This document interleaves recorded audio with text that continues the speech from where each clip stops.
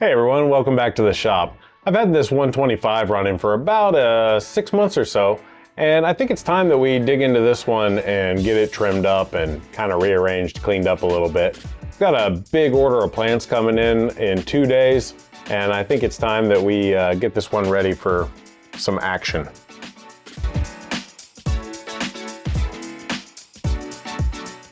So I think the first thing I'm going to do is just get everything that's floating off the top. We're just going to put this in another tank for now.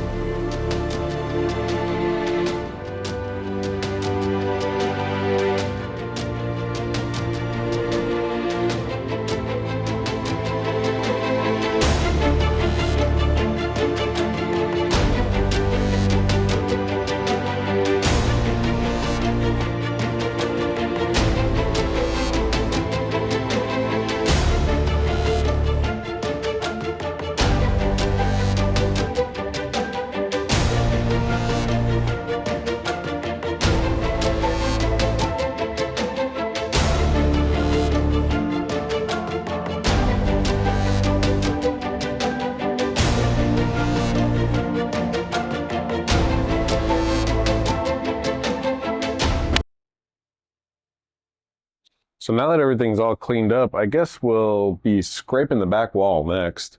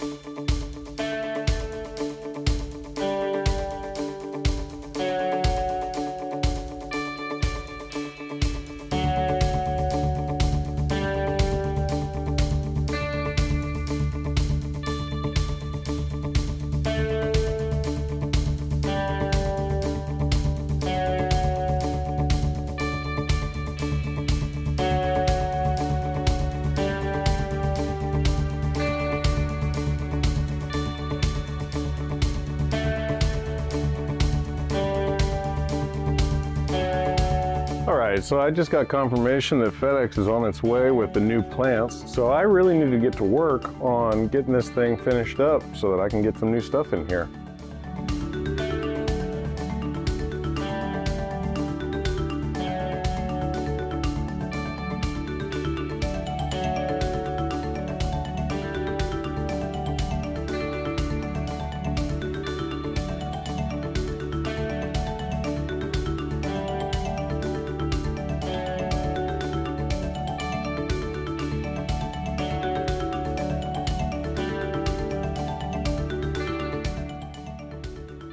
So I've got this new giant hair grass, and it comes in these pots. In these pots, you've got the rock wool here, and this stuff, while it doesn't do anything bad in your aquarium, it also doesn't ever go away. So I have found that the easiest way of dealing with the rock wool is to use a fork. So what we'll do first is we'll kind of break this up, pull it apart, get as much of it off as we can.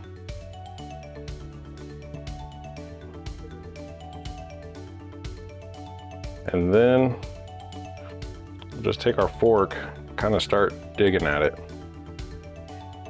I want to try and get as much of it off as we possibly can, just because it's not going to go anywhere if we put it in the tank.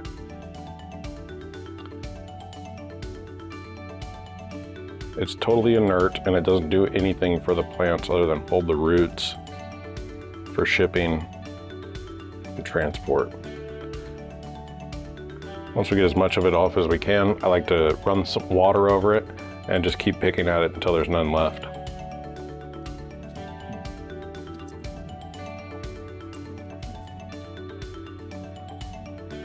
Now that that's all done, I'll do the other one and I'll meet you back at the tank.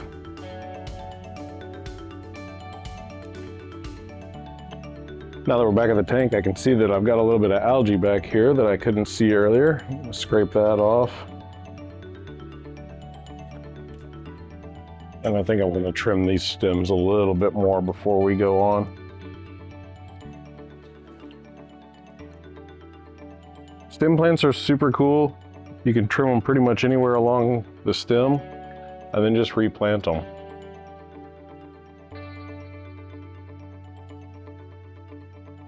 I think for this hair grass, we're going to just break it apart and plant it all throughout this area here. So you can see what I'm doing here. I'm just going to kind of use my fingernails, dig in there and pull slowly. We can separate this clump into multiple pieces. There we go. All right, now that we've got it all broken apart, we can just go ahead and start sticking it down into the substrate.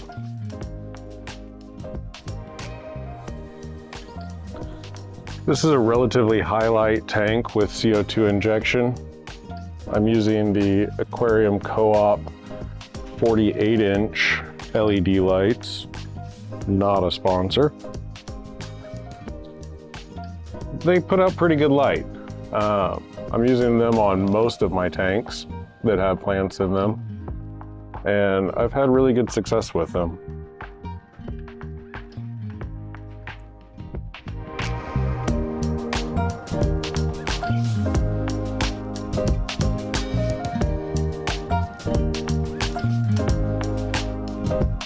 So I'm kind of planting this giant hair grass about an inch apart.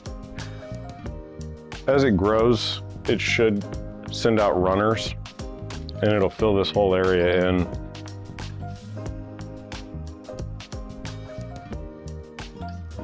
You don't want to bury it down too deep.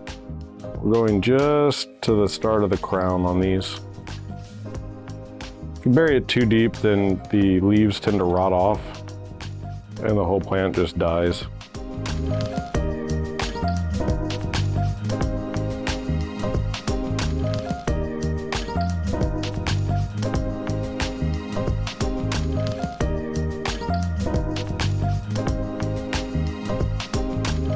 So you can see with just 2 pots and breaking them apart, we end up with quite a bit of coverage in the tank. So I think now that the giant hair grass is in, I'm gonna take some of this pearlweed and I'm gonna plant it throughout and around, down, and in front here. Kind of fill this area with pearlweed. I think that'll look nice.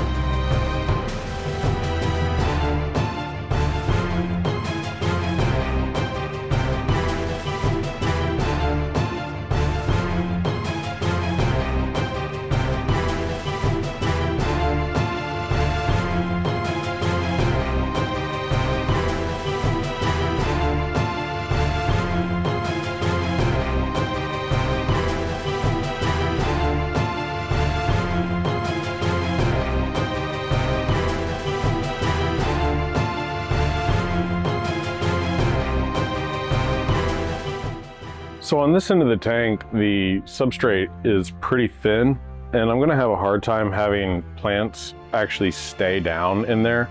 So what I'm gonna do is I'm gonna add some of this gravel and some of this gravel to kind of bulk it out a little bit so that it's easier for plants to stick.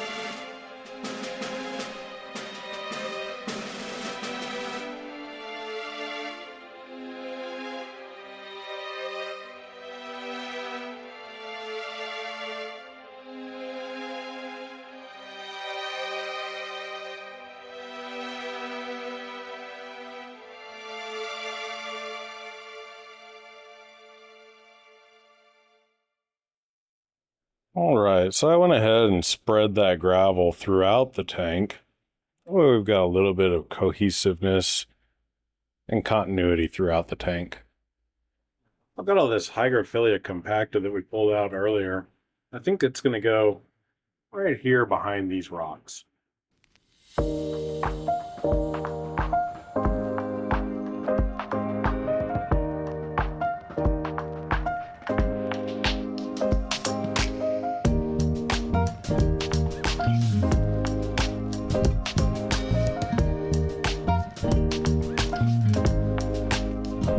And the plants just got here.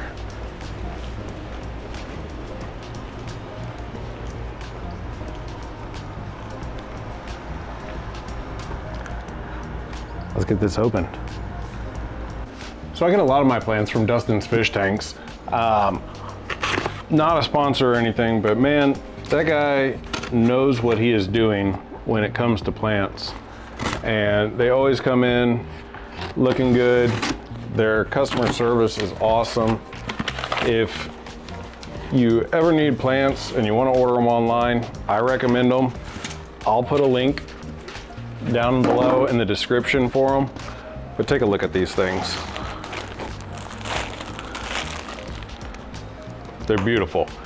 He grows them underwater, in the sun, and they always come in looking really good. We're gonna be putting quite a few of these in that big tank just so that we can see them. And I think that we're gonna be pretty happy with it.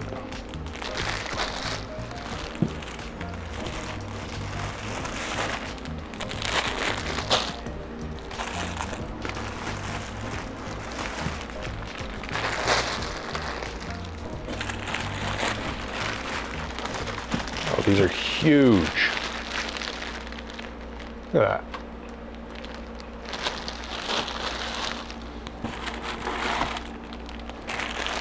Awesome. So I wasn't planning on putting all of these Amazon swords in this tank, but they're pretty much perfect as far as height goes, and I don't really have another tank that's big enough for them. So let's just go ahead and put them all in. Now these are not completely converted to submerged grown just yet. They still have quite a bit of immersed grown leaves on them. And yep, they're still a little bit floaty, but we'll get them buried. Anytime you get plants and they have this foam on them, or a rubber band, or any of the rock wool like earlier, I'm gonna take that off, let those roots breathe.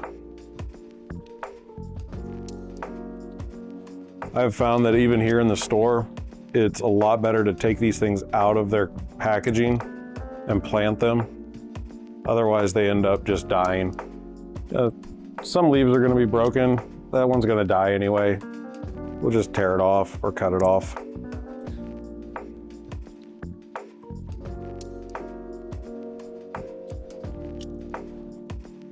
Not a big deal. The plant's going to replace it. Again, we're going to plant these just to the crown. We don't want to get them too deep in the substrate. And this one is actually really far into the corner. These bigger plants, the swords especially, they don't much care to be put in tight corners. They want to be able to spread out. But I've got a lot of them, and they're not going to be in here forever. So we have to kind of be strategic with their placement. And these are definitely going to be overcrowded in here. But like I said, it's not permanent.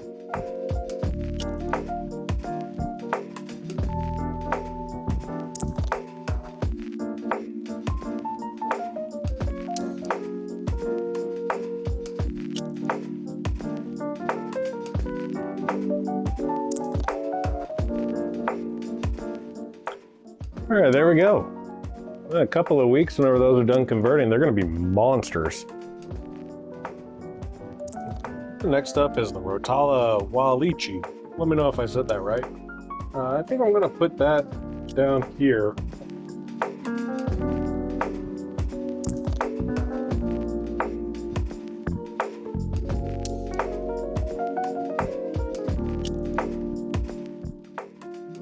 Next up, we have the Ultrathenera Reneki. Now, I've got experience with this stuff. I do know that whenever it gets shipped in, it often loses a lot of leaves. So don't worry about that. We're gonna get through that. But a lot of these lower leaves will fall off on this stuff. Put it in perspective, it is 93 degrees today here in Houston.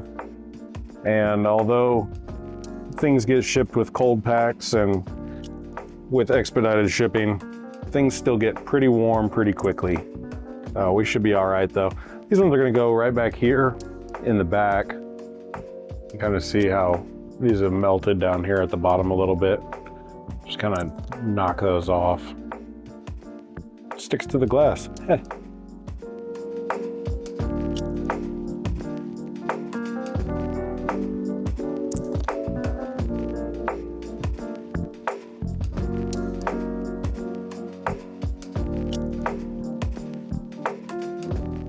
All right, I think that's gonna look pretty good whenever that grows out. I think the next one we're gonna do is some of this Ludwigia arcuata. That's gonna go in this area right here, just kind of as a transition between the Rotala and the pearl grass. I think that'll kind of be a nice transition there.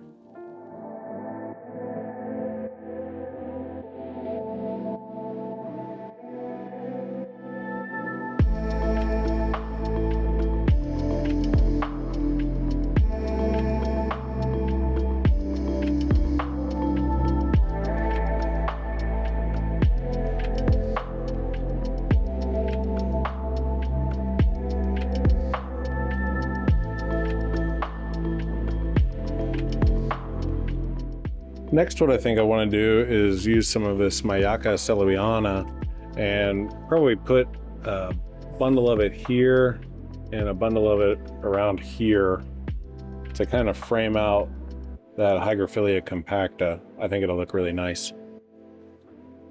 This stuff, you kind of have to separate it a little bit. It looks really weird right now, but I promise once it gets in the water, you'll see what I'm talking about on this stuff.